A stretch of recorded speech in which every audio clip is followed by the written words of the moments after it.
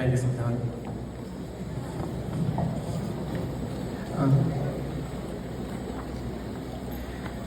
Thank you, Sir Geralde, for the very beautiful introduction.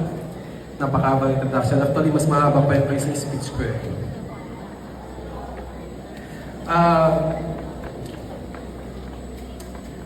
Good morning to Ma'am Dr. Gemma Acedo, our SUC President 3, to Professor Churandi Tita Piso, our Principal, to Dr. Maria Sheila Gregorio, our Dean of College of Education, sa ating mga school administrators, teachers, parents, guests, and most especially sa ating mga graduating students. Thank you for inviting me. It's a great honor to be here at this special ceremony.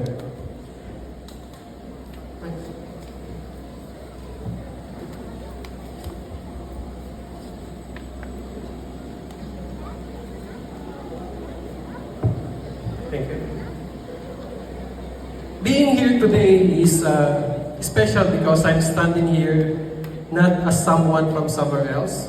I am also a graduate of this school, and I was once sitting exactly where you are sitting today. I also had dreams, uncertainties, fears, and questions about my future would look like. So let me share a little bit of my story and some lessons I learned in life. But a little reminder though, these lessons may not be for everybody. I've learned them throughout my career, and they work for me, they may not work for you. So to those who will listen, and to those who will understand, please use with caution. I was born and raised in Ilawud, Beraca, Tanduanes. My parents is a labandera, and my father is nagpapataya ng ending. I don't know kung meron pa ngayon nun. But despite their situation, sinikap nilang mapatapos kaming tatlong magkakapatid. And back then, I don't appreciate it that much. Kasi I feel entitled kasi nakikita ko yung mga classmate ko, yung iba medyo mayayaman, meron ganito, may ganyan. I don't appreciate the effort of my parents that much kasi sana mabigyan pa ako ng ganito, ganun iisip ko. And unfortunately, when we're young, we focus on the things that we do not have rather than appreciating the things that we have.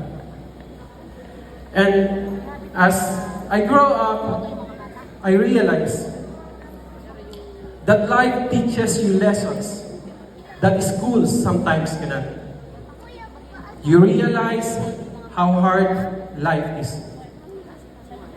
And you begin to understand the sacrifices that people make to ensure good future for their children. The stress, the sleepless nights, the burdens silently carried so that the children may never fully see. So I would like to take this opportunity to thank all the parents who are here today for all the effort, the struggles, and the sacrifices they made for our graduating students.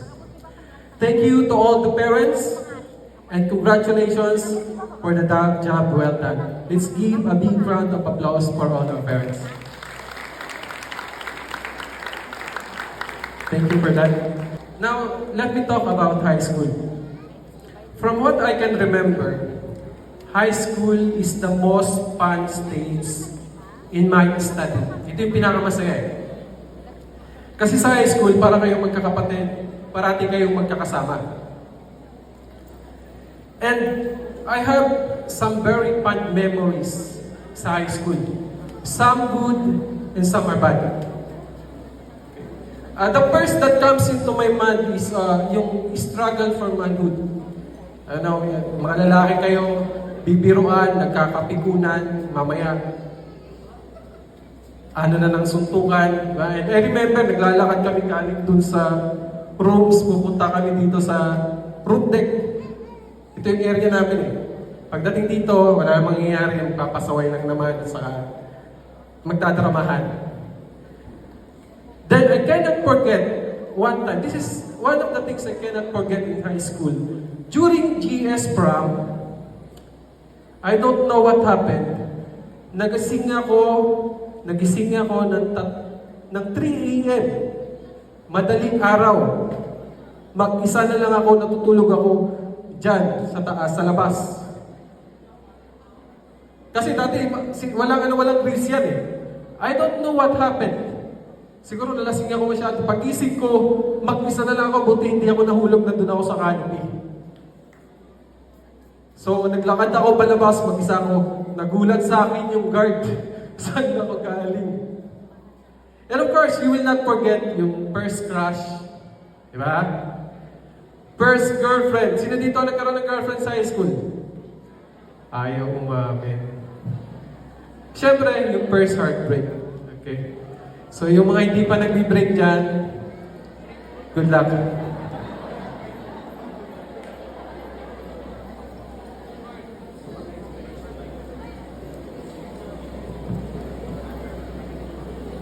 And of course, a lot of happy memories kasama yung mga classmates mo at saka mga batchmates.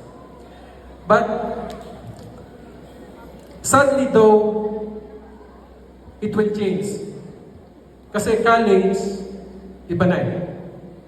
Sa college, iba na yung setup. Medyo semi-independent na. Iba na yung classmate. Preferably, kung hindi kayo mag-aaral dito sa States, so iba na yung location. And that is the first lessons that I want to share with you tonight. That in life, change is constant. The world doesn't stop revolving. It will carry on with or without you. It won't listen to your excuses. It won't listen to your complaints.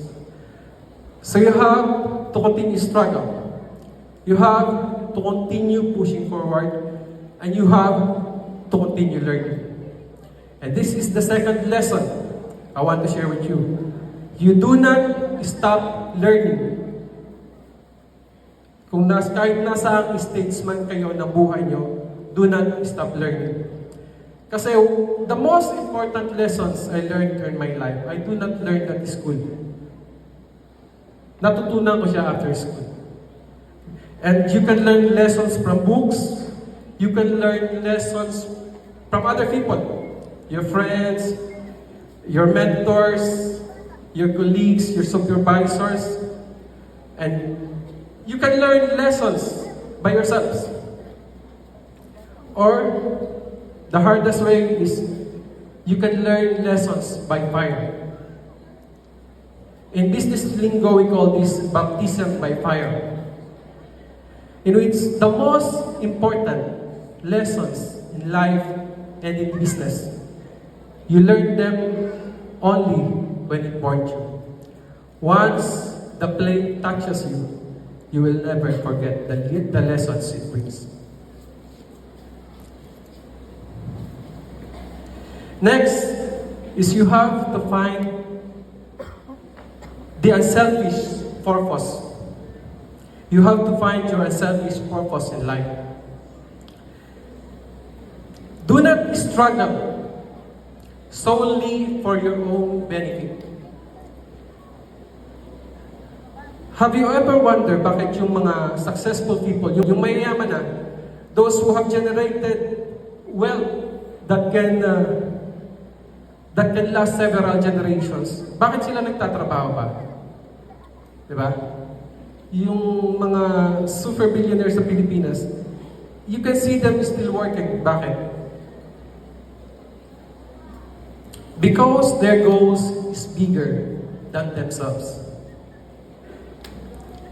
Bigger than money, bigger than status.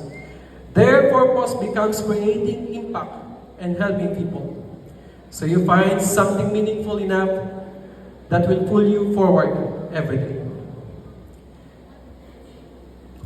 And when you dream big.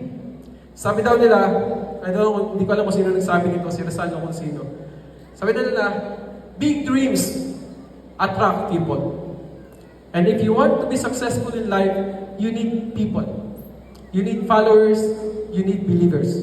Nakakita na ba kayo ng successful na tao na siya lang gumagawa mag-isa lahat? Diba? Behind him, may team.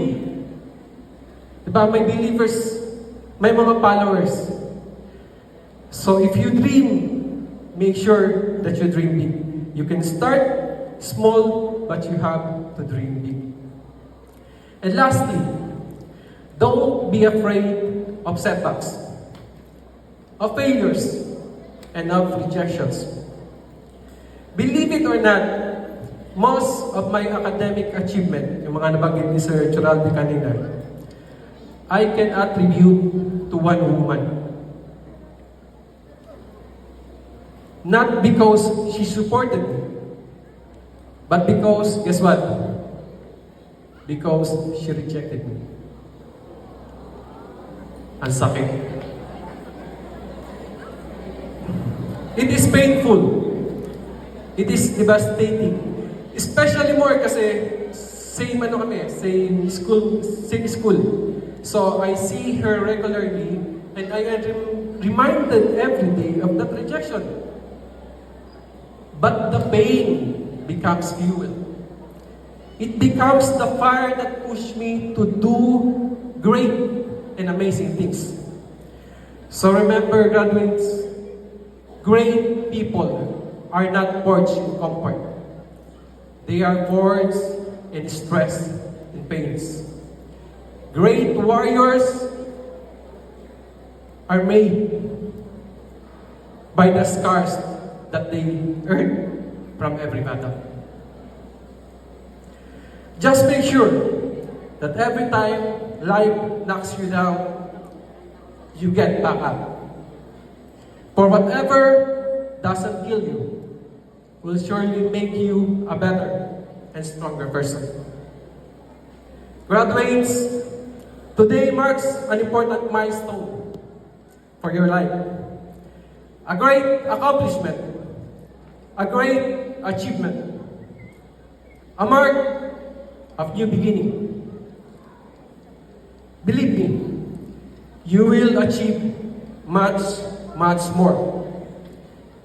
You will reach far greater heights. You will do wonderful and more amazing things in the future. Just remember to stay humble, to stay grounded, dream big, and keep pushing forward. Graduates, congratulations!